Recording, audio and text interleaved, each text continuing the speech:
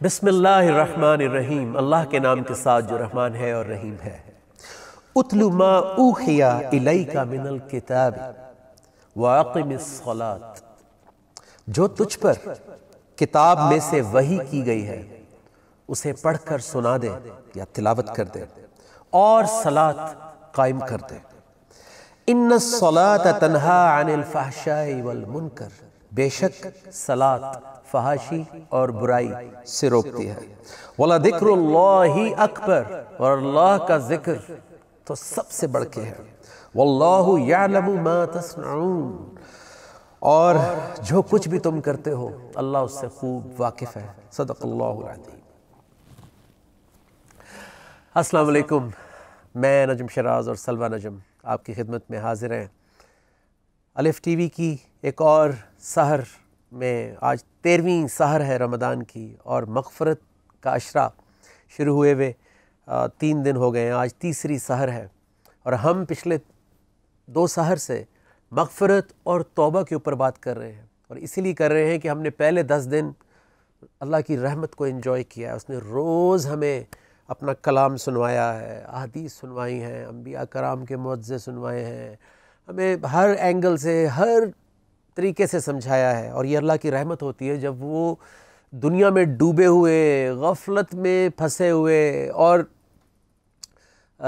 सुबह शाम की जो रन अराउंड है हमारी, उसके अंदर हम इतना कॉटअप हुए हुए होते हैं कि हमें कई कई दिन ये ख्याल भी नहीं आता कि कोई मालिक है, कोई अल्लाह है। ज़ुबान से अल्लाह का नाम भी नहीं निकलता है। टाइम्स कुरान खुलता ही नहीं है। कई कई दिन, महीने ज़िंदगी में इतना हम बिज़नेस और बच्चे और घर बार में लग जाते हैं।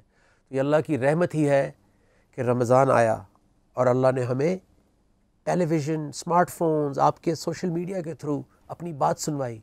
ये रहमत ही तो है। अगर वो ना सुनवाए तो हमारे कान में नहीं जाएगी। सो जब अल्लाह तौफीक दे रहा है और हमें रहमत की तरफ इनवाइट कर रहा है, तो फिर मग़फ़िरत का अशरा हमारे लिए दरवाज़ा बिल्कुल तैयार होता है खुलने के लिए कि द मोमेंट ये कमिट करेगा अंदर से, क्योंकि अंदर से ही होती है ना commitment. It's just a moment in life when you से या अल्लाह दैट्स इट, आज से मैंने कोशिश करनी है। ये जब नीयत हमने की तो मग़फ़िरत का दरवाज़ा खुलता है। जितना पैशनेटली, जितना हम जैसे कहते हैं ना कि पूरी नीयत और जज्बात के साथ हम माफ़ी मांगते हैं, उतना ही बड़ा दरवाज़ा खुलता है।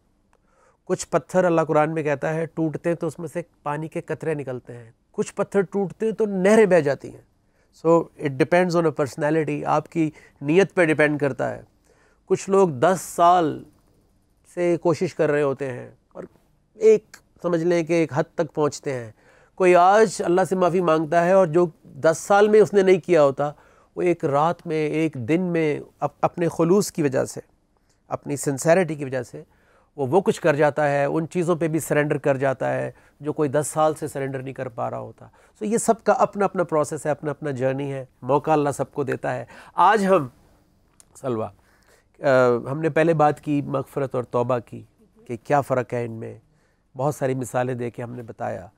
फिर तौबा की प्रैक्टिकल एग्जांपल्स दी कि तौबा जो है वो प्रैक्टिकली ज़िंदगी की डायरेक्शन चेंज करने के लिए कुरान और उसकी आयात को समझना कितना ज़रूरी है। कुरान को आईना बनाते हैं तो पता लगता है कि ओहो, मेरी डायरेक्शन तो ज़िंदगी में कुछ और थी।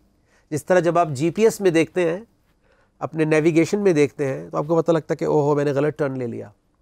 तो इसी तरह अगर कुरान बंद होगा तो हमें पता ही नहीं चलेगा गलत टर्न ले लिया। कुरान खुला होगा तो आपको पता होगा कि तौबा करनी है।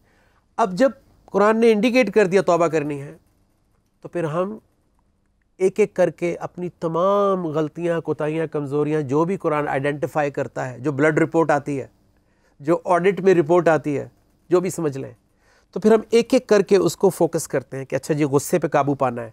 अच्छा जी, वालिदैन के साथ, अच्छा जी, मैंने पैसे किसी के नहीं खाने। अच्छा जी, मैंने पेमेंट टाइम पे करनी है। अच्छा जी, मैंने गाली गलोच नहीं करनी है। मैंने बीवी की बात तहम्मुल से सुननी है। मैंने अपने हस्बैंड के ऊपर खामखा जो है वो उसको प्रेशराइज़ नहीं करना, उसकी तनख्वाह वो उससे बाहर निकल जाए, वो उसके बाउंड्री से। मैंने बच्चों की तरबियत ठीक करनी है। सो जो भी आपको अपनी ज़िंदगी के मसाइल नज़र आ रहे हैं, हम उसके ऊपर फिर आयत लेंगे कुरान से और अल्लाह के रसूल सल्लल्लाहु अलैहि वसल्लम की अहादीस से समझेंगे। ये हमने कल इस्टेब्लिश किया था कि हम एक एक आयत लेके फिर उस आयत को प्रोग्रामिंग में लाने के लिए, क्योंकि जब तक हमारे नफ्स की प्रोग्रामिंग में कोई चीज़ नहीं आएगी उस वक़्त तक हमारी ज़िंदगी में वो नहीं आएगी। तो प्रोग्रामिंग में सलात का रोल आ जाता है। सलात जिसको हमने समझ लिया कि बस हमने नमाज़ पढ़ी और काम हो गया, एक्चुअली ये सलात एक ट्रेनिंग है। ये सलात एक हमारी रीवायरिंग करने की, दोबारा से प्रोग्रामिंग करने की एक प्रोसीजर है, एक नेट प्रैक्टिस है। और फिर ये हमें लेकर जाता है सलात अकीमिस सलात तक, जो मैंने आज आयत में पढ़ा, सलात कायम करने तक। यानी जब वो तौबा आपकी कबूल भी हुई, ज़िंदगी में आपके अमल में आ गया वो हुक्म जिसके ऊपर आप रोज़ तिलावत करके सजदा कर रहे हैं, रोज़ तिलावत करके सजदा कर रहे हैं, जिस दिन वो अमल में आ गया तो सलात फिर खाली ज़ुबान पे नहीं रही बल्कि ऑन ग्राउंड कायम हो गई, स्टैब्लिश हो गई। तो आज हम डिटेल से सलात के बारे में बात करेंगे। मैंने उसका ग्राउंड बना दिया है ताकि आप तैयार हो जाएं। सलवा की तरफ चलते हैं। सो सलवा, सलात जी। अच्छा, सलवा से इसलिए भी सुनना ज़रूरी है सलात, बिकॉज़ सलवा के लिए सलात कोई आसान नहीं थी। हम तो बचपन से हमें याद करवा दी सूरतें, right. We grew up with memorising all this सूरज एंड कैसे रुकू सजदा ये वो। लेकिन जब कोई बाहर से इस्लाम कबूल करके आता है, मुसलमान बनता है, उसको सलात क्या लगती है उस सलवा से जानते। मैंने भी कभी सलवा से ये सवाल नहीं किया। इससे आपको अंदाज़ा होगा कि सलात के अंदर क्या करेक्शन करनी है, कहाँ पे हम वीक हैं। जी सलवा। Look, you know, when we've said sorry and we make the intention that we want to change जब माफ़ी मांग ली और नियत कर ली कि बदलना है, our direction, our character, then salat is like the process of how we do that, of how we do tawbah. Like how do we practically make a U-turn through the Quran, through Allah's instructions. We need salat. Salat is two-way communication. सलात जो है वो दो तरफ़ा राब्ता है अल्लाह के साथ, सलवा कह रही हैं। और सलात वो अमल है जो यानी नियत करने के बाद तौबा करने के बीच में वो अमल है जो आपकी तौबा को आसान करता है। For example, you've given a very good example before. What was that? You said that, for example, if I'm lost and I don't know how to get to the destination, so I call you. I say, Najam, I'm lost. How do I get there? In fact, that happened yesterday. I did get lost. Right. And I called you. यानी एक मिसाल दे रही हैं कि अगर ये गुम जाएं और ये मुझे कॉल करें कि मैं गुम गई हूँ, लोकेशन नहीं मिल रही है। So the first question मैं that इनसे पहला सवाल ये करूँगा कि आप हो कहाँ?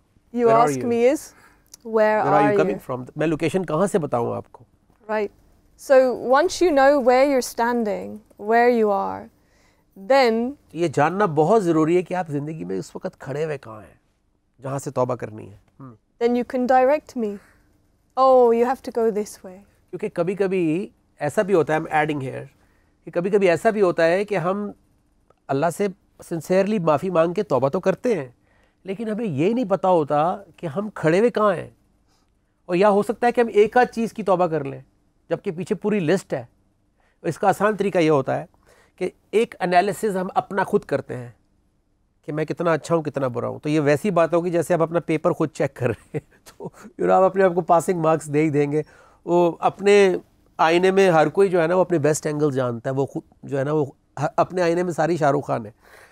लेकिन जब आप दूसरे से पूछते हैं, कभी किसी दोस्त से पूछ के देखिए कि यार मुझे आज सच सच बता मेरे अंदर क्या कोताही है, फिर आपको उसको रोकना पड़ेगा कि अच्छा ठीक है काफ़ी, वो आपको 1 घंटा बताएगा।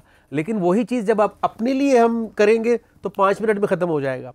इसीलिए तौबा खुद करते हैं तो एक आध चीज़ से कर लेंगे, चलो यार मैं नमाज़ नहीं पढ़ता, नमाज़ पढ़ना शुरू कर दूँ। पता लगा कि यार मैं तो नफ्सियाती तौर पे मुझे खौफ भी है, मेरे अंदर लालच भी है, मेरे अंदर हसद भी है, मेरे अंदर जो है वो ईगो भी है, मैं लोगों की तरफ देखता भी हूँ उसके पास क्या है, इन सब की तौबा रह जाएगी।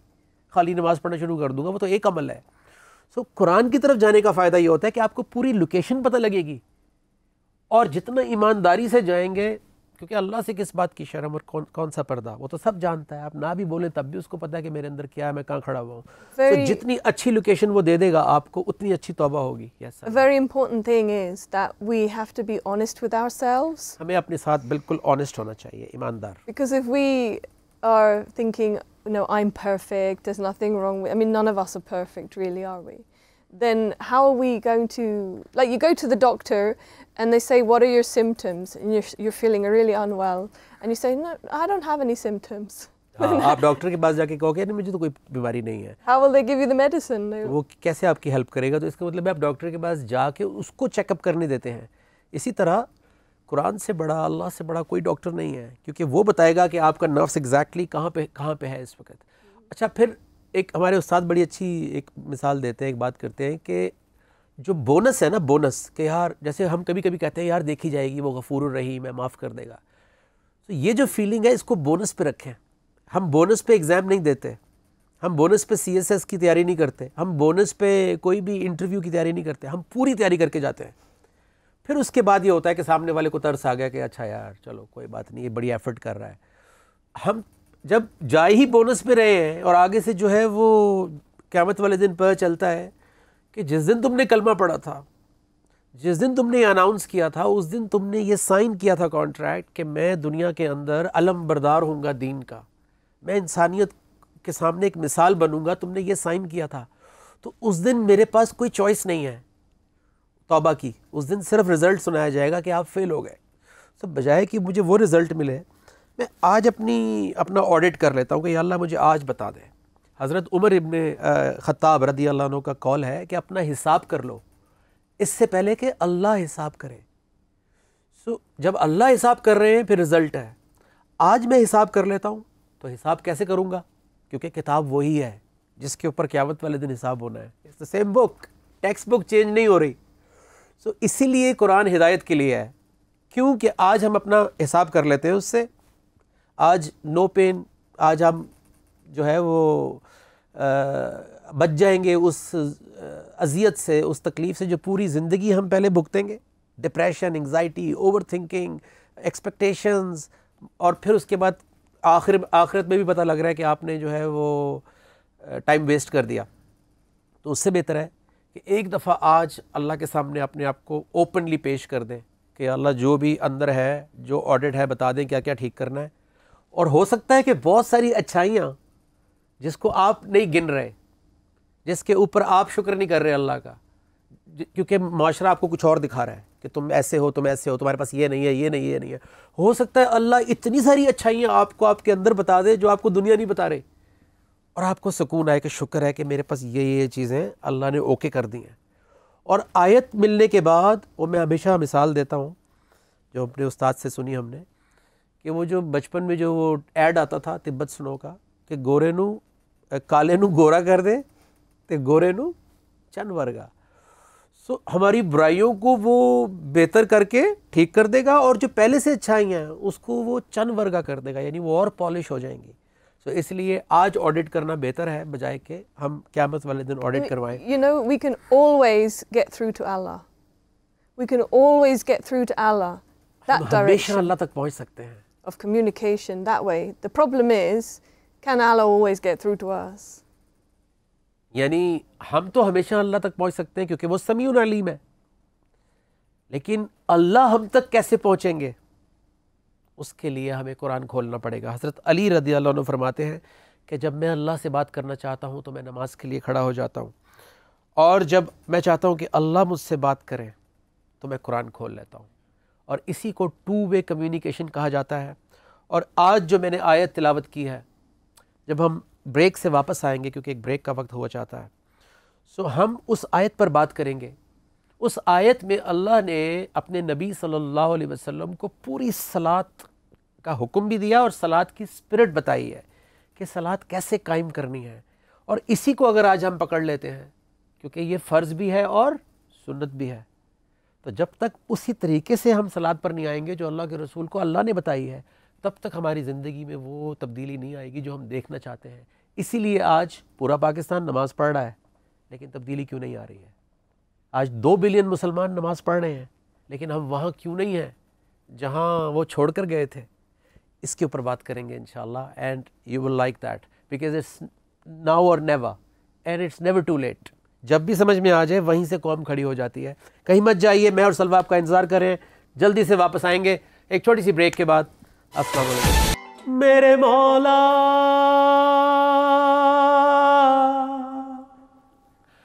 मेरे मौला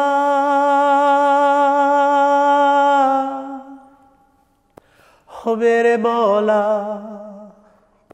हो मेरे मौला, भटके हुए इंसान को तूने रहमा से मिला दिया, भटके हुए इंसान को तूने रहमा से मिला दिया, माफ किया एहसान किया तूने ऐसा कुर्आन किया, माफ किया एहसान किया तूने ऐसा कुर्आन किया, तूने दिल का अंधेरा दूर किया, आँखों को ऐसा नूर दिया, तूने दिल का अंधेरा दूर किया, आँखों को ऐसा नूर दिया, तूने मेरे गुनाहों को मेरी गफलत को ऐसा दूर किया।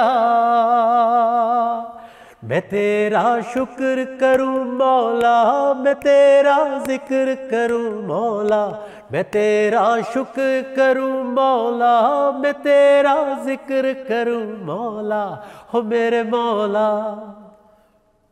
हो मेरे मौला मेरे मौला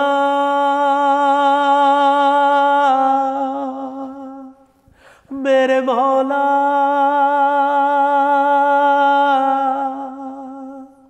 हो मेरे मौला हो मेरे मौला, तूने अपने नबी की जुबान से बेकसों को एक पैगाम दिया, तूने अपने नबी की जुबान से बेकसों को एक पैगाम दिया, दुनिया में डूबे हुए भूले हुए नफ्सों को कलाम किया, दुनिया में डूबे हुए भूले हुए नफ्सों को कलाम किया, तूने मेरी खताओं को बख्श दिया, तूने फिर से एक मौका दिया, तूने मेरी खताओं को बख्श दिया, तूने फिर से एक मौका दिया, तूने मेरा नसीब संवार दिया, तूने मेरे दिल को करार दिया। मैं तेरा शुक्र करूं मौला, मैं तेरा जिक्र करूं मौला, मैं तेरा शुक्र करूं मौला, मैं तेरा जिक्र करूं मौला, मैं तेरा शुक्र करूं मौला, मैं तेरा जिक्र करूं मौला, मैं तेरा शुक्र करूं मौला, मैं तेरा जिक्र करूं मौला, हो मेरे मौला मेरे मौला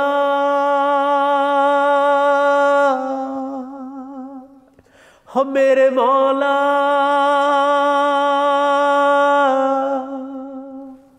हो मेरे मौला हो मेरे मौला, मैं तेरा शुक्र करूं मौला, मैं तेरा जिक्र करूं मौला, मैं तेरा शुक्र करूं मौला, मैं तेरा जिक्र करूं मौला, मैं तेरा शुक्र करूं मौला, मैं तेरा जिक्र करूं मौला, हो मेरे मौला।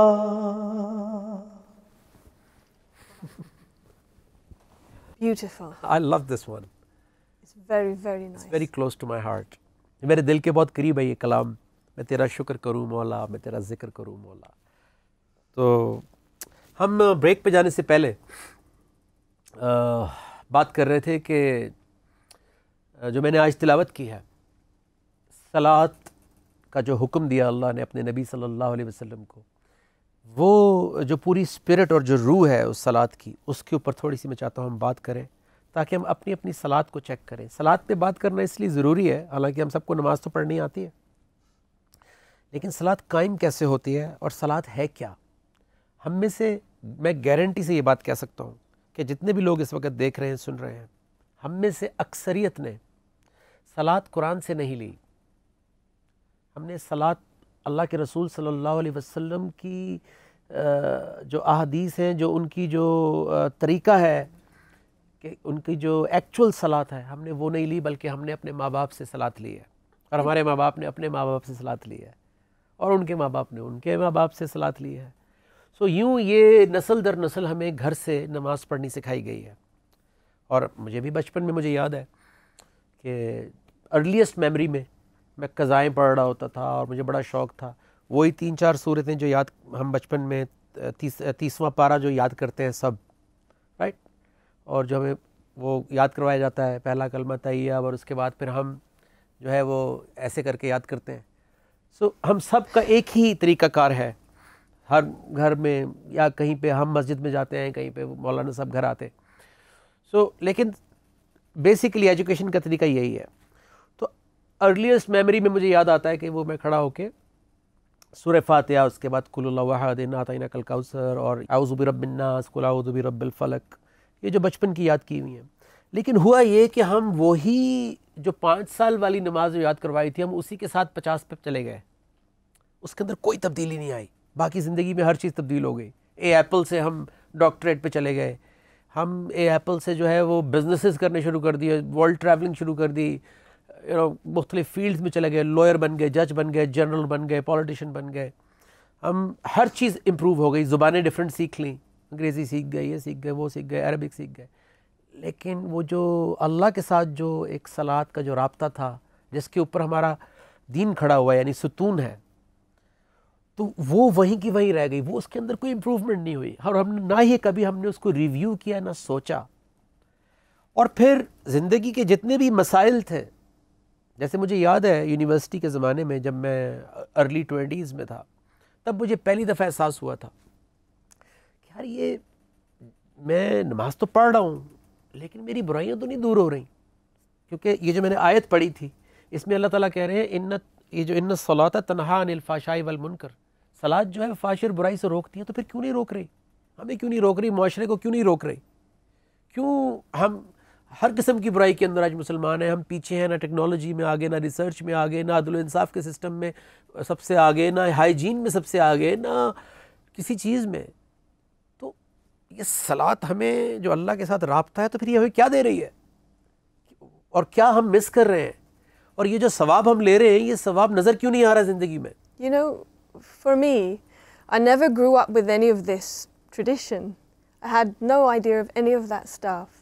For me, the only way I could accept that, okay, you need to do namaz, is because... That's why I asked you the question. Yeah, because of... It had to be logical, it had to be practical, it had to make sense. Otherwise, I would never accept. यानी सलवा ये कह रही हैं कि इनके लिए तो वो सलात की वो अहमियत नहीं थी जो हमारे लिए बचपन में थी, कि हमें तो बचपन से डाला है ना। So, अब जो बड़ा हो के मैच्योर हो के इस्लाम के अंदर आ रहा है और एज ए नॉन मुसलमान हो रहा है, उसको तो कोई रीज़न, कोई वजह, कोई लॉजिक बतानी पड़ेगी ना कि ये सलात से क्या होगा। वो तो कहेगा कि भाई मैं क्यों, यही चीज़ मैं बैठ के भी तो पढ़ सकता हूँ, ये मैं क्यों खड़ा हो के ये जो मैं पहले रुकू करता हूँ फिर सजदा करता हूँ, right? And if I'm bowing on something, which is, you know, symbolic of, okay, I'm going to do it, I'm agreeing, I'm committing, how can I bow on something in Arabic which I don't understand? I have to know what I'm... अरबी में कैसे सजदा कर लूँ जिसका मुझे पता ही नहीं है कि मैं क्या कह रही हूँ और मैं क्यों सजदा कर रही हूँ? क्योंकि जो भी हम अरबी में पढ़ते हैं उसका कोई मतलब भी तो होता है। Do we sign a contract without reading it first? हम कोई भी कॉन्ट्रैक्ट बगैर पढ़े तो नहीं करते।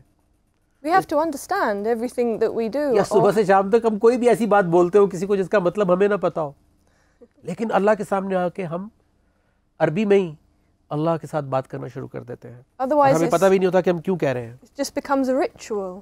तो फिर ये एक रस्म बन जाती है। तो फिर हुआ ये कि इबादत रसूमात बन जाती हैं और फिर माशरे के अंदर तब्दीली नहीं आती है क्योंकि उसका ताल्लुक़ हमारी प्रैक्टिकल लाइफ से नहीं होता। सो कमिंग बैक, जो हम बात कर रहे थे, तो वो मैं आयत दोबारा आपके साथ शेयर करता हूँ। इसके अंदर बहुत बड़ा पैगाम और मैसेज है। जिसको आज मिल गया उसकी सलात चेंज हो जाएगी इंशाअल्लाह, और जो हमारे साथ एंड तक रहा इस ट्रांसमिशन में, वो आज से ही इंजॉय करना शुरू कर देगा सलात को। और हम एक आपको आसान नेकी भी बताएंगे जो मैंने सलवा से सीखी।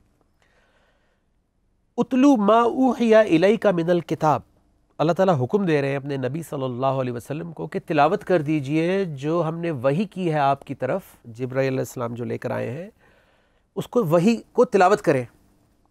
व अक़िमिस सलात, और सलात को कायम करें। तो इसका मतलब ये हुआ कि अल्लाह के रसूल सल्लल्लाहु अलैहि वसल्लम ने वही चीज़ तिलावत की नमाज में जिसकी वही हो चुकी थी, क्योंकि जितना जितना वही हो रहा था उतना उतना ही तिलावत होगा ना, तो वो खुद से तो नहीं कर सकते क्योंकि ये तो अल्लाह की तरफ से आ रहा है। सो अल्लाह के रसूल सल्लल्लाहु अलैहि वसल्लम ने वही तिलावत किया जो उनको पढ़ाया, समझाया, दिखाया जा चुका था, क्योंकि जो भी वही होती थी वो हालात के हिसाब से होती थी, जो भी वही होती थी वो उस वक़्त की सिचुएशन के हिसाब से होती थी कि कुफार मक्का ये कह रहे हैं, कुरैश ये प्लानिंग कर रहे हैं, इस वक्त मुसलमानों को इस चीज़ की ज़रूरत है, तो वैसी ही कोई सूरा, वैसी ही कोई आयत, जैसे मक्का में सिचुएशन में मक्का की वाली आई, मदीना की सिचुएशन में मदीना वाली आई, जिसको हम मक्की मदनी कहते हैं।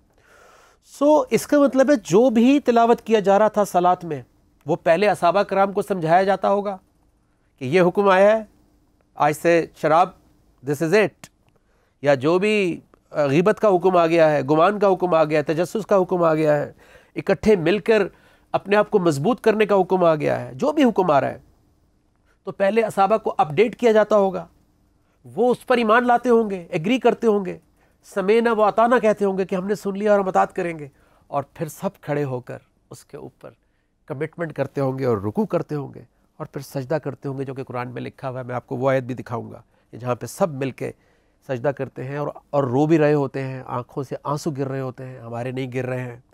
इमाम काबा के आंसू क्यों गिर रहे हैं, हमारे क्यों नहीं गिर रहे हैं? क्योंकि उनको समझ में आ रहा है कि वो क्या पढ़ रहे हैं। And why? और हमारे आंसू इसलिए नहीं कर रहे, हमें समझ में नहीं आ रहा कि हम क्यों पढ़ रहे हैं, हम तो सवाब ले रहे हैं। Why we put our heads down? I mean, our heads containing our thoughts, our negative thoughts, our ego, our insecurities, our paranoias, our greed, our jealousy, all those things, our likes, our dislikes, our opinions, we put them down. Now you translate it. So, हम जब सजदा कर रहे हैं तो sir जो है वो खाली सर नहीं झुक रहा है, सर के अंदर जो चल रहा है, हमारी सारी बुराइयां, हमारे जो जितने भी मसाइल, हमारे फ़लसफ़े, हमारी आइडियोलॉजीज़, हम उसको भी सरेंडर कर रहे हैं कि या अल्लाह, ये जो अभी मैंने हुक्म पढ़ा था आपका, जो मुझे समझ आ गया है, ये मैंने उसके ऊपर अपना सर झुका दिया। इसका मतलब है मैं एग्री कर रहा हूँ।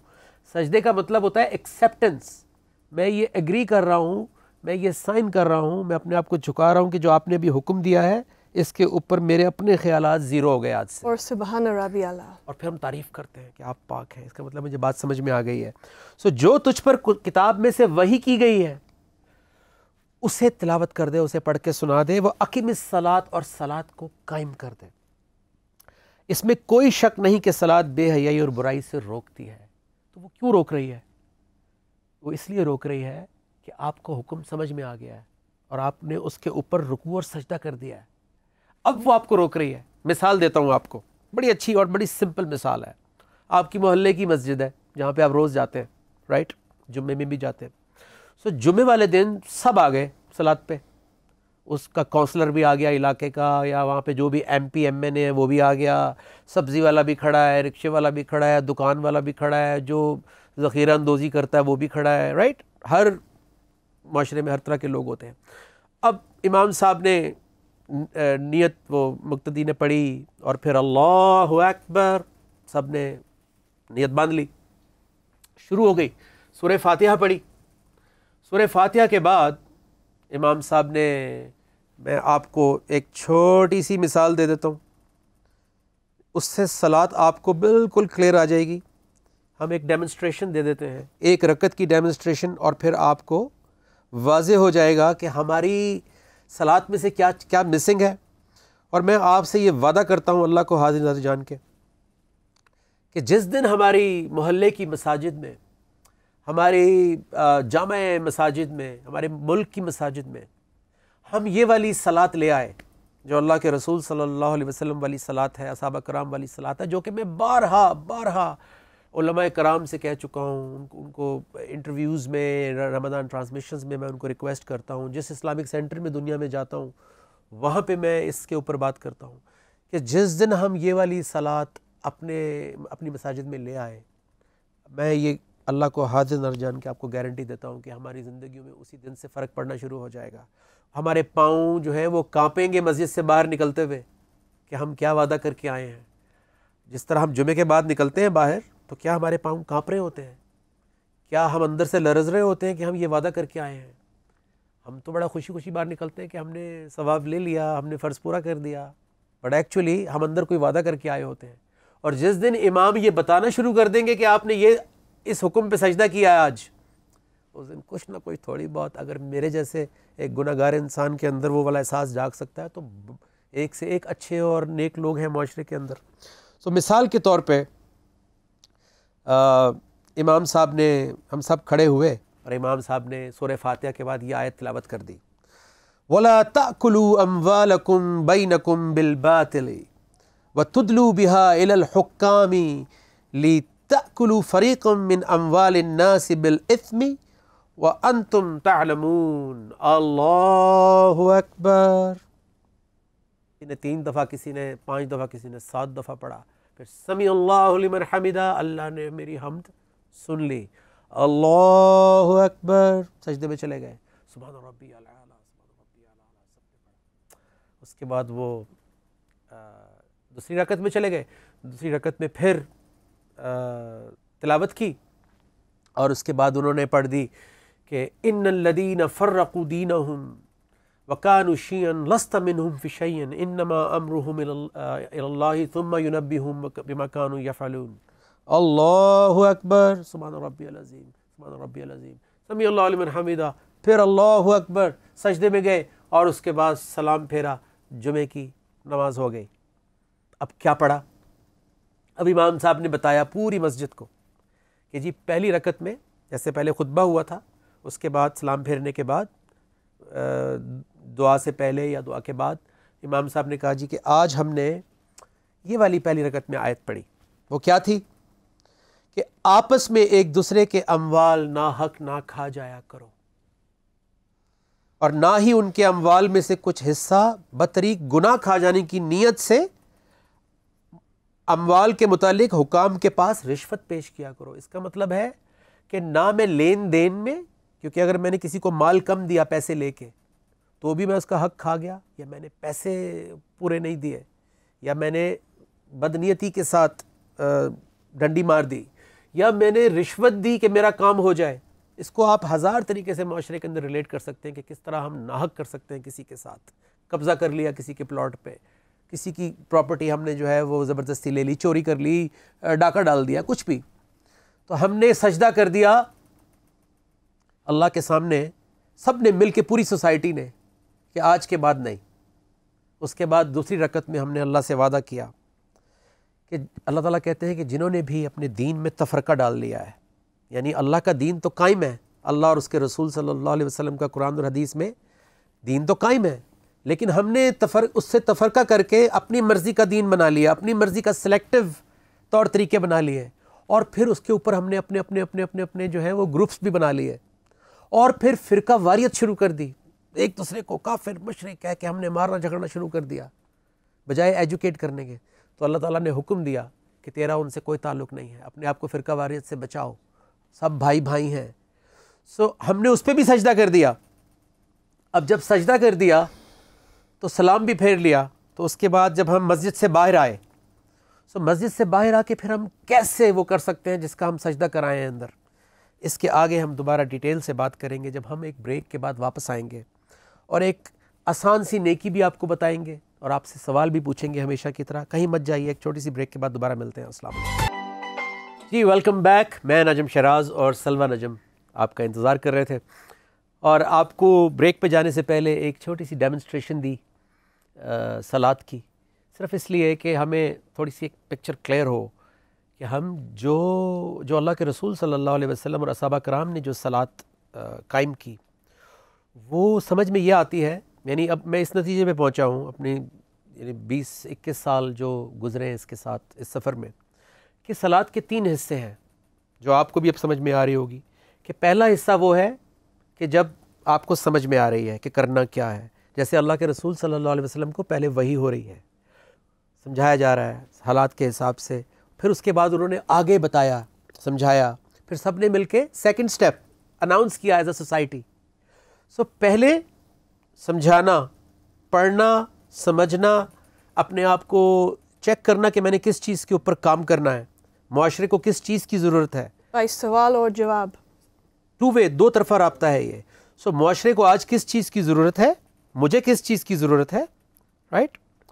सो पहले वो चीज़ समझना, फिर उसको खड़े होकर तिलावत करना नमाज में कि या अल्लाह मुझे समझ में आ गई है और मैं ये अब कमिटमेंट कर रहा हूँ, कमिटमेंट कर रही हूँ सूरह फातिहा के बाद, क्योंकि सूरह फातिहा में हमने अल्लाह से हिदायत मांगी है।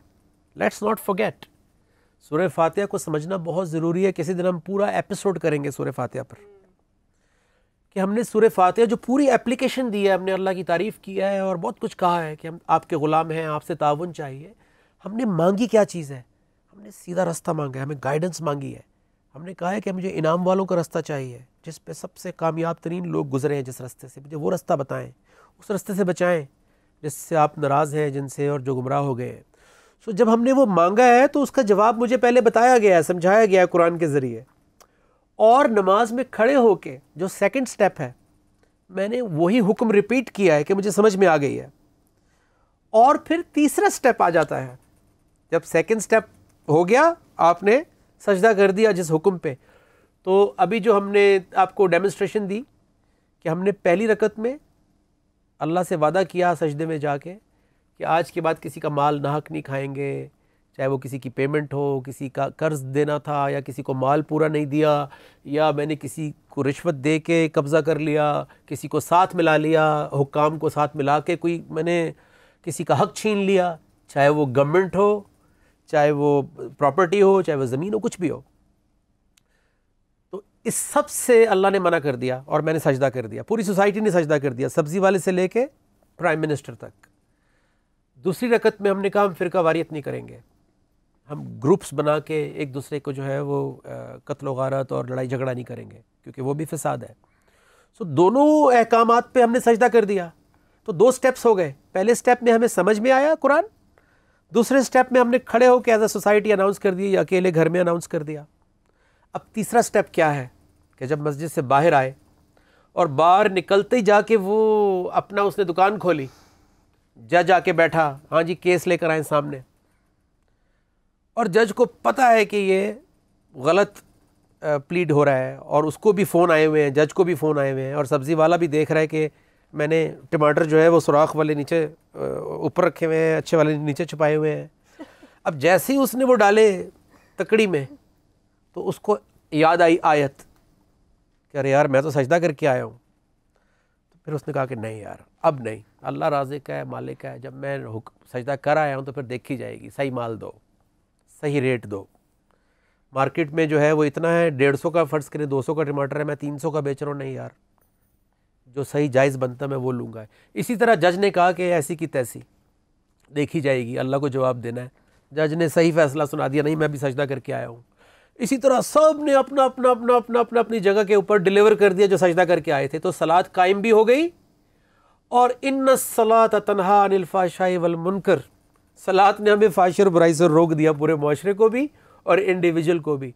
ये सलात है अल्लाह के रसूल सल्लल्लाहु अलैहि वसल्लम की, असहाबा कराम की, जिससे एक दिन के अंदर तब्दीली आ सकती है।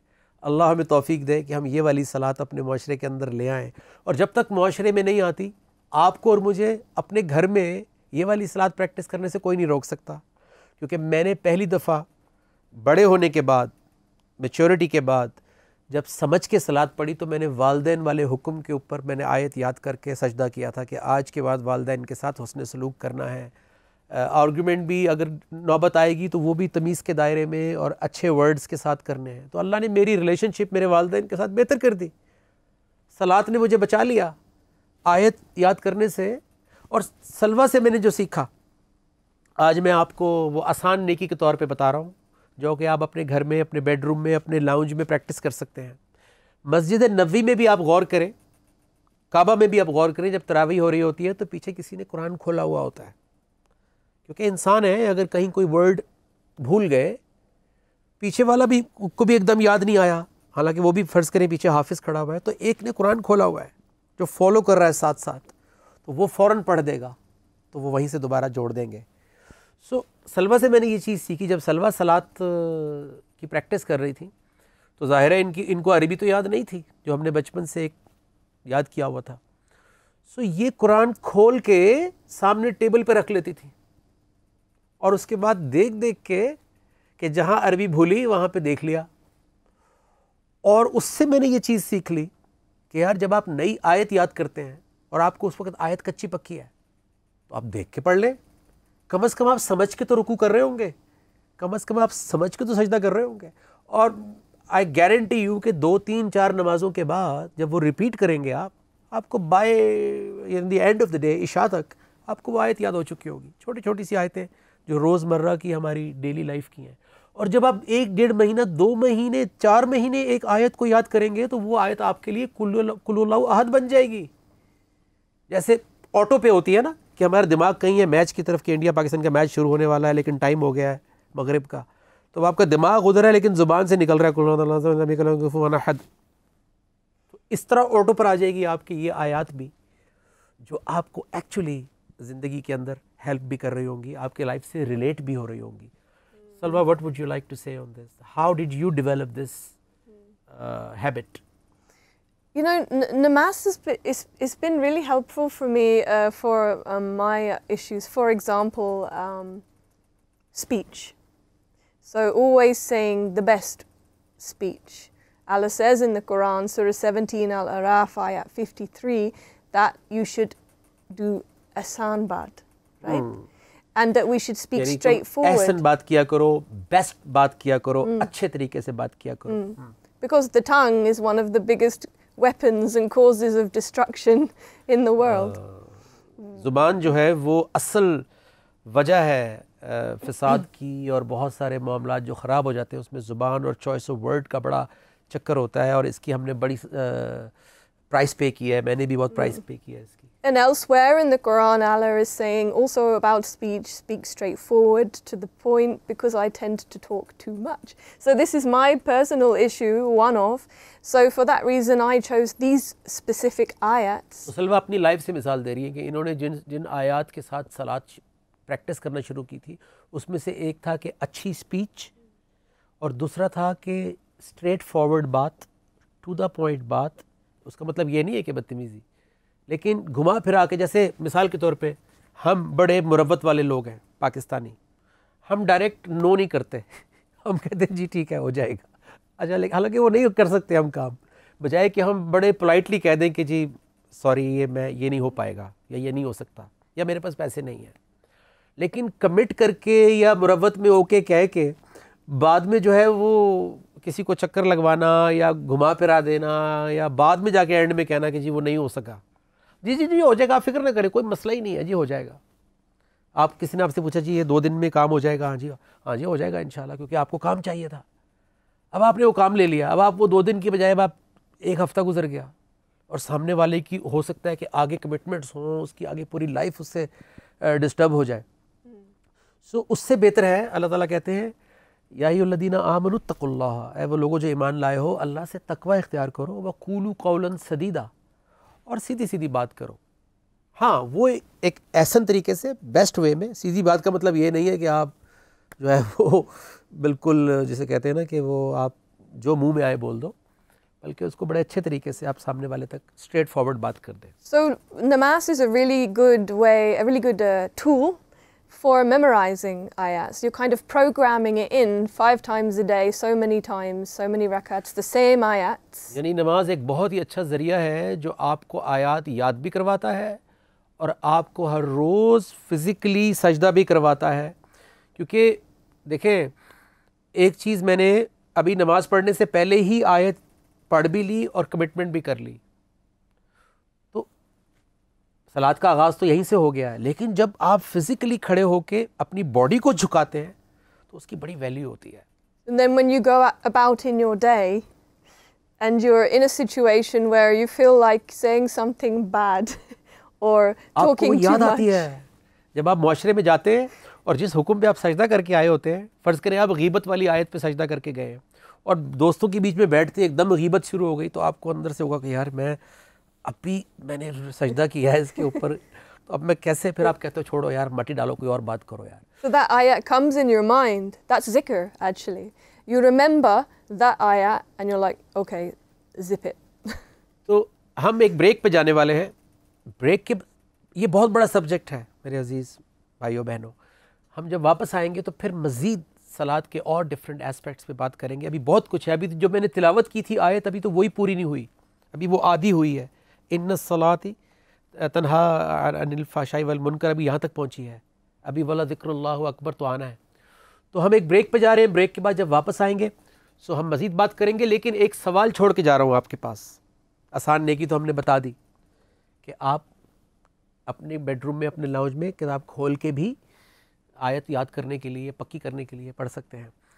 और क्वेश्चन ये है कि अल्लाह के रसूल सल्लल्लाहु अलैहि वसल्लम के पास जो तलवार थी, उस तलवार मुबारक का नाम क्या था और वो उन्होंने किसको तोहफे में दी, वो जो तलवार है. So will give you a few minutes. इस ब्रेक के ऊपर आप वो सोच लें, गूगल कर लें, और फिर ब्रेक के बाद मिलते हैं. तो इंशाल्लाह सलात को आगे बढ़ाएंगे और आज इंशाल्लाह हम सलात को समझेंगे. कहीं मत जाइए, मैं और सलवा इंतज़ार कर रहे हैं. अस्सलाम वालेकुम व रहमतुल्लाहि व बरकातहू. जी वेलकम बैक. आज 13वीं सहर में आप सलात के ऊपर आज हम गुफ्तगू कर रहे हैं. और मग़फ़रत और तौबा, जो हमने ये सिलसिला शुरू किया मग़फ़रत के अशरे से, उससे हम एक स्टेप आगे उसको लेकर गए हैं और उसको सलात के साथ हमने जोड़ा है कि तौबा आसान हो जाती है जब हम आयात यानी अपनी नमाज से ही उन्हीं आयात को रिवाइज़ करना शुरू करते हैं जिनकी तौबा करनी है, तो वो लिंक हो जाती है. और पूरा दिन जो हम सौम कर रहे हैं, ये बड़ी गोल्डन अपॉर्चुनिटी है इस वक्त कि पूरा दिन जो हम अपने आप को रोक रहे हैं, सो उसी आयत से भी, यानी उस बीमारी से भी रोक रहे हैं अपने आप को जिसकी तरफ आयत ने हमें हुक्म दिया है कि ये नहीं करना. तो सारा दिन हमें नाहक माल खाने से रोक रही है वो आयत जो हमने सजदा करके आए हैं अभी इमाम साहब के पीछे, जिसकी हमने आपको डेमोन्स्ट्रेशन दी थी. और जो अभी ज्वाइन कर रहे हैं आप उसको सोशल मीडिया पे दोबारा देख सकते हैं. ये बहुत इंटरेस्टिंग एपिसोड है, आपको सलात बड़ी क्लियर हो जाएगी इसके बाद. तो पूरा दिन हमने अपने आप को रोका, सौम इसको रोज़ा कहते हैं, और नमाज में उसको रिवाइज़ करते रहे अल्लाह के हुक्म को. अब मुझे बताएं कि शैतान को मौका ही नहीं दे रहे आप कि वो कहीं से बीच में आए, क्योंकि अब जो मैं आपको अल्लाह की एक आयत बताने वाला हूँ उसके बाद तो शैतान को बिल्कुल ही मौका नहीं मिलेगा. क्योंकि हमारे उस्ताद अक्सर एक सवाल करते हैं कि क्या शैतान तुम्हारे पास दिन में 5 दफ़ा आता है सिर्फ? कहते नहीं, वो तो अंकल हर वक्त ही साथ है 24/7. तो फिर क्या अल्लाह की नसीहत, अल्लाह का ज़िक्र, वो भी 24/7 नहीं होना चाहिए हमारे पास? वो सिर्फ 5 दफ़ा क्यों? वो इसलिए कि जब हम 5 दफ़ा उन आयात को रिवाइज़ कर रहे होंगे, उन आयात को के ऊपर सजदा कर रहे होंगे, उनको बार बार तिलावत कर रहे होंगे, तो ऑटोमेटिकली सलात के बीच का जो टाइम होगा वो हमारे दिमाग में रिवाइज़ हो रही होंगी, घूमती रहेंगी. इसी को रिमेम्बरेंस कहते हैं, इसी को ज़िक्र अल्लाह भी कहते हैं. तो ख़ुद ब खुद फिर वो शैतान को काउंटर कर रही होंगी, क्योंकि शैतान को मौका ही नहीं मिल रहा कि मैं कहाँ से अपने ख्यालात लेकर आऊँ, मैं कहाँ से इसको इंस्पायर करूँ, मैं कहाँ से इससे 2 नंबरी करवाऊँ, मैं कहाँ से इसको रिश्वत की तरफ लेकर जाऊँ, किसी का माल खाने की तरफ लेकर जाऊँ, क्योंकि ये जो है ये तो छोड़ ही नहीं रहा अपने नफ्स को. तो इस तरह ये सलात हमें बचा लेती है फाशी और बुराई से. हम बहुत कमज़ोर हैं, ये बात तो पहले मान लें. कुरान में लिखा हुआ है इंसान कमज़ोर पैदा किया गया है, लेकिन हम उससे आगे ही नहीं बढ़े. अल्लाह ने ये तो नहीं कहा कि वो कमज़ोर मरेगा. हम कह रहे हैं जी हम तो बहुत कमज़ोर हैं, हम तो ख़ताकार हैं, इसका मतलब है मेरा कोई इरादा नहीं है. तो इस तरह तो फिर किसी को डिग्री भी नहीं करनी चाहिए, स्कूल भी नहीं जाना चाहिए, कॉलेज भी नहीं जाना चाहिए कि जी मैं तो बिल्कुल जाहिल हूँ. हम एफ़र्ट करते हैं. तो इसी तरह अपनी बिल्डिंग को भी बनाने में एफ़र्ट करनी पड़ेगी, चाहे हम कितने भी कंफर्ट जोन के आदी हों, चाहे हम कितने भी कमज़ोर हों, चाहे हम कितने भी गुनाहगार हों. कहीं ना कहीं से तो शुरू करना है, जैसे भी, चाहे वो हम बेबी स्टेप्स भी लें, but we have to start from somewhere. Otherwise तो वहीं खड़े रहेंगे और ज़िंदगी गुजर जाएगी, टाइम गुजर रहा है. और वो सूरह असर अपना काम कर रही है कि वल अस्र इन्नल इंसान लफ़ी खुस्र, कि खसारा तो स्टॉप वॉच ऑन है खसारे की, इल्लल्लज़ीना आमनू व अमिलुस सालिहात व तवस्सौ बिल हक़ व तवस्सौ बिस सब्र. इस पर भी इंशाअल्लाह हम किसी दिन पूरा एपिसोड करेंगे. Foundation. We need to build a very strong foundation of the basics. बुनियादें जो है बेसिक्स की वो ठीक करनी पड़ेंगी और बड़ी Otherwise- सॉलिड डालनी पड़ेंगी. If a building does not have a strong foundation, if it's not carefully done, then when earthquake comes, it's going to crack. तो अर्थक्वेक जो है वो बड़ी अच्छी एग्जांपल दी सलवा ने कि जब अगर हमारी बुनियादें अच्छी नहीं होती हैं तो जब ज़लज़ला आता है तो बिल्डिंग में क्रैक्स पड़ जाते हैं या बिल्डिंग गिर जाती है. सो आज भी अगर हम बुनियादें दोबारा से चलें, थोड़ी देर के लिए मान लिया कि हम वो बिल्डिंग है जो पहले ही बन गई थी, बाद में हिदायत मिली, तो कोई बात नहीं, हम रेनोवेट भी तो करते हैं, पुराना घर ख़रीद के हम उसको दोबारा से बनाते हैं. तो चलो गिराते हैं ये बिल्डिंग और फिर से बुनियादें उठाते हैं इसकी सॉलिड वाली. ठीक है, थोड़ा सा मेहनत ज़्यादा करनी पड़ेगी, लेकिन जो नेक्स्ट जनरेशन है हमारी, उनको बचपन से ही क्लीन, क्लियर और बेहतरीन बुनियाद मिल जाएगी. उनको बचपन से एक्चुअल सलात पता होगी, उनको बचपन से पता होगा कि कुरान के ज़रिए कम्युनिकेशन होनी है अल्लाह से. उनको बचपन से पता होगा कि ये मेरा यूज़र मैनुअल है, ये मेरा GPS है, मैंने इसके साथ इसको सामने रख के, इसकी नसीहत को दिल में रख के ज़िंदगी गुजारनी है. तो उसको किस लेवल की हिदायत बचपन से मिल रही है, जो इंसानियत के लेवल की हिदायत है. उसके बाद वो बच्चा, आप उसको अमेरिका भेज दें, कनाडा भेज दें, वो वहाँ पे दूसरों को बदल के आएगा, वो खुद वैसा नहीं हो जाएगा. जैसे एक कबूतर वो होता है जो अपने छज्जे से उड़ता है और दूसरे कबूतरों के साथ भाग जाता है, और एक कबूतर वो होता है जो दूसरों को भी 5 साथ लेकर आता है. तो फिर हमारी औलाद वो वाली औलाद बनेगी जो दूसरों के भी 5 ले आएगी कि भाई वो हमने अपनी औलाद को अमेरिका भेजा मास्टर्स के लिए या बैचलर्स के लिए, उसने वहाँ पे भी वो प्रोफेसर, ऐसी बच्चियाँ हैं जिनको मैं जानता हूँ, हमारे अर्रहमान रहीम हमारा जो प्लेटफॉर्म है, कि उन्होंने जब हार्वर्ड में स्पीच की तो हेड ऑफ डिपार्टमेंट और टीचर्स ने उसको बुलाया अलग से और उसको बिठा के पूछा कि तुमने आज जो बातें की हैं तुम्हें ये इल्म कहाँ से मिला है, क्योंकि हमने इस तरह की बात पहले कभी नहीं सुनी इस्लाम के बारे में. फिर उसने बताया कि मैं कुरान की स्टूडेंट हूँ, ये जो आज मैंने कैरेक्टर बिल्डिंग के ऊपर या नफ्सियात के ऊपर जो बात की है ये मैंने कुरान से सीखी है. सो इस तरह फिर वो बच्चे हार्वर्ड में जाके, आपके जो है वो रेटगर में जाके, ऑक्सफोर्ड में जाके दूसरों को इंस्पायर करने होंगे, बजाय कि पता लगा कि वो वहाँ से ड्रग्स लेकर आ गए, वहाँ से वो जो आधी जीन्स नीचे गिर रही होती है पीछे से वो पहन कर आ गए. सो खैर हमने खुद सारे फैशन और सब कुछ उल्टी सीधी हरकतें की हैं, but it's never too late. कि जब भी ज़िंदगी जो है आपकी ट्रैक पे आएगी तो आपके आने वाली जो नस्ल है उसको बेहतर स्टार्ट पॉइंट मिल जाएगा. जैसे कि इकनॉमिकली भी माशरे में हम देखते हैं कि एक नस्ल मेहनत करती है, बेचारे ने साइकिल चलाई, रिक्शे चलाए. मेरे अपने वालिद साहब ने, उस ज़माने में तो सभी साइकिल चलाते थे, 20-20, 40-40 किलोमीटर साइकिल चलाई है. सो दूसरा जो है वो यूनिवर्सिटी में पढ़ लेता है, अगली जनरेशन जो है, और वो फिर जैसे आज जितने भी ओवरसीज़ हैं जो आप इस वक्त देख भी रहे होंगे, सुन भी रहे होंगे, वो कैसे ओवरसीज़ पहुँचे, किसी ने तो पीछे मेहनत की थी. इसी तरह एक नस्ल जब अपनी डायरेक्शन को ठीक कर लेती है तो फिर अगली नस्ल का के 100 साल बच जाते हैं. और अल्लाह के रसूल सल्लल्लाहु अलैहि वसल्लम ने जो सलात कायम की, वो सलात ऐसी कायम की कि आज भी 2 बिलियन मुसलमान के घर में कुरान पढ़ा हुआ है. वो उससे मदद ले या ना ले, वो अपना काम कर गए.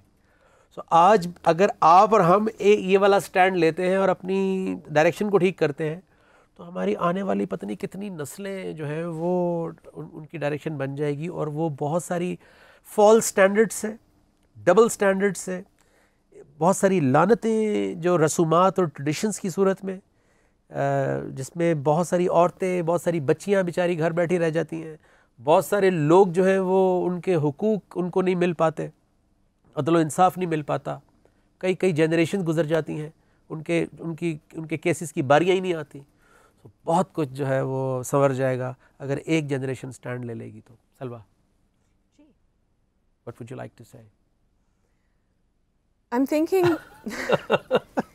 look, how would you like if, for example, if I say I'm going to do something, I shake your hand or bow on it, and then I don't do it. अल्लाहु अकबर. कितनी खूबसूरत और सिंपल मिसाल दी सलवा ने कि आप किसी से हाथ मिलाएं और बल्कि बाव भी करें कि मैं ये काम करूँगा, और उसके बाद आप ना करें,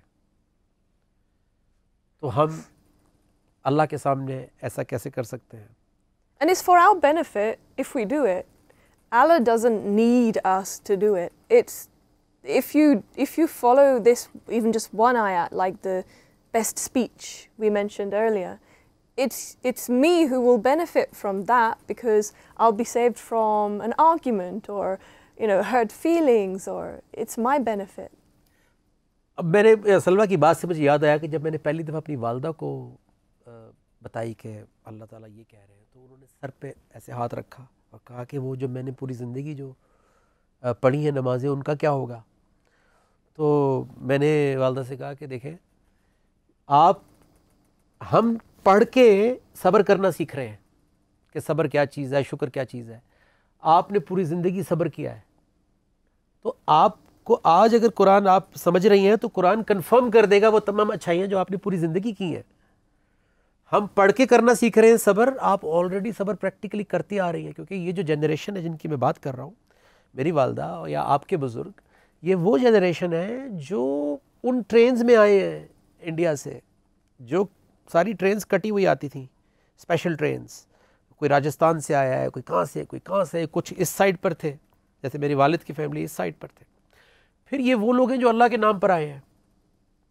फिर ख़ास तौर पे हमारी माएँ बहनें जो वैसे ही बाहर नहीं जाती, या जो उस ज़माने के जो लोग हैं, ये वैसे ही नेक लोग हैं, सारी ज़िंदगी सुबह तिलावत से आँख खुली है, तहज्जुद, नमाज़ें, बच्चों को भी पढ़ाया जा रहा है, घर में ही तिलावत सिखाई जा रही है, सारा कुछ हो रहा है। तो उनको तो कुरान कंफर्म करेगा उनकी अच्छाइयाँ, और जो उनसे गलतियाँ हुई, मैंने अपने वालदा से कहा कि जो गलतियाँ हुई होंगी, जो गलत फ़ैसले हुए होंगे, उसके ऊपर अल्लाह से माफ़ी मांग लें कि अल्लाह आई एम सॉरी, नहीं पता था। तो आपने शैतान की 70-75 साल की मेहनत जो उसने आपके ऊपर की, आपने उस पर पानी फेर दिया एक माफ़ी मांग के। जिस एज में, जिस स्टेज पे भी पता चल जाए। आज मेरी वालदा जो है, मुझे कभी कभी हैरानगी होती है कि वो अक्सर पढ़ते पढ़ते ही उनकी, जो मेरा कुरान बंद करके ऊपर रख देती थी, आज वो उनके सीने पे ही कुरान होता है, वो सो जाती हैं, और फिर वो रोज़ समझ के हमारे साथ हमारी स्टडी क्लास में होती हैं, और अब वो आयात तिलावत कर रही हैं नमाज में जो उनको पता है, जो उनको समझ भी आ गई हैं, उन्होंने याद भी कर ली हैं, और जो उन्होंने बचपन से याद किया हुआ था उसका भी तर्जमा उनको समझ में आ गया। इसका मतलब है अगर नीयत हो, पैशन हो, तो एज का भी कोई चक्कर नहीं है, आप किसी वक्त भी अपनी करेक्शन कर सकते हैं और इम्प्रूव कर सकते हैं। So salat is the establishment of Quran on ground reality. Beautiful. And namaz is a part of that. It's the middle, the stage 2. बहुत खूबसूरत बात सलवा ने की है कि सलात जो अकीमुस सलात है, सलात कायम करना, ये एक्चुअली कुरान के सिस्टम को, कुरान के निज़ाम को, जो वही के ज़रिए अल्लाह के रसूल सल्लल्लाहु अलैहि वसल्लम को अता हुआ, उस सिस्टम को ज़मीन के ऊपर ऑन ग्राउंड कायम करने का नाम है सलात कायम करना। And the first पूरा step, सिस्टम है जिसका फर्स्ट स्टेप है समझना, understand. या तदब्बरून अल कुरान, ये कुरान पे तदब्बर क्यों नहीं करते। सेकंड स्टेप, सारी सोसाइटी इकट्ठे होकर, पूरी फैमिली इकट्ठे होकर रुकू सजदा करो, अनाउंसमेंट करो कि हमने ये काम करना है आज से। और थर्ड स्टेज है कि अपनी अपनी जगहों पर जाकर उसको डू इट। तो सलात कायम हो गई, वला ज़िक्रुल्लाहि अकबर हो गया, अल्लाह की नसीहत अकबर हो गई। और फिर जब हर रोज़ हम अल्लाहु अकबर कहा करेंगे तो हम सिर्फ अल्लाह की बड़ाई बयान नहीं कर रहे होंगे, हम कहेंगे आज से मेरी ज़िंदगी में अल्लाह का हुक्म क्या हो गया, अकबर हो गया। सो अल्लाहु अकबर से ही हमारी सलात चेंज हो जाएगी। सो अब चूँकि टाइम ख़त्म हो रहा है आज की ट्रांसमिशन का, और दिल ये कह रहा है कि अभी बहुत रह गया है, क्योंकि सलात बहुत बड़ा सब्जेक्ट है, पूरा निज़ाम है, लेकिन इंशाअल्लाह आपसे वादा है कि ज़िंदगी रही, और ये जो अपॉर्चुनिटी अल्लाह ने हमें दी हुई है इस अलिफ टीवी के ज़रिए आप तक पहुँचने की, इसका पूरा फ़ायदा उठाएंगे और आप तक इस मैसेज को पहुँचाते रहेंगे बिट बाय बिट। तो आपसे सवाल किया था, अल्लाह के रसूल सल्लल्लाहु अलैहि वसल्लम के पास कुछ लोग कहते हैं 7, कुछ लोग कहते हैं 9 तलवारें थीं। उसमें से एक तलवार का नाम था जुल्फ़कार, जिससे बहुत बड़े बड़े काम हुए हैं, और अल्लाह के रसूल सल्लल्लाहु अलैहि वसल्लम ने ये तलवार किसी जंग में हज़रत अली रज़ी अल्लाह अन्हु को ये तोहफ़े में दी थी, जुल्फ़कार। तो ये जो है वो उस सवाल का जवाब है, और मेरी तरफ से, सलवा की तरफ से आपका बहुत बहुत शुक्रिया, आप हमारा साथ दे रहे हैं और रोज़ इतने कंसंट्रेशन, इतने इन्हमाक से हमारी गुफ्तगू सुनते हैं। So stay connected with us, और ज़िंदगी रही तो इंशाअल्लाह एक और सहर में एक और ज़ुल्मतों की रात को हम ख़त्म करेंगे और सहर की तरफ बढ़ेंगे और अपनी ज़िंदगियों की सहर की तरफ भी बढ़ेंगे। आइए अल्लाह से दुआ करते हैं और आज के दिन का आगाज़ करते हैं। अस्सलामु अलैकुम व रहमतुल्लाहि व बरकातहू।